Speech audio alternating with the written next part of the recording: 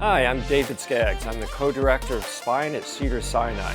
I'm here at the Seattle Science Foundation Fellows and Residents Spine course. It's an awesome course. You should be here. Here's what's happening this week at SSF. This is a collaboration between SSF and the Journal of Neuro-Oncologists. Their newest series, Tumor Talk, Monday afternoon. OHSU will host our interesting spine case conference Tuesday evening. The topic will be Principles of En-bloc Resection for Spinal Tumors. Dr. David Atschul from Montefiore Einstein will be our guest Wednesday morning. He will discuss transforming neurointerventional into subspecialty discipline, the next frontier.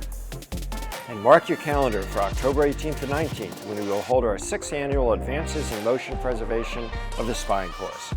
This course is an in-depth evaluation of current and emerging techniques in spine surgery used to preserve spinal motility, such as disc arthroplasty, laminoplasty, motion-preserving stabilization, and endoscopic techniques. As always, you can register for any of our courses at ssfcme.org.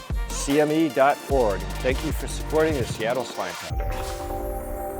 Perfect.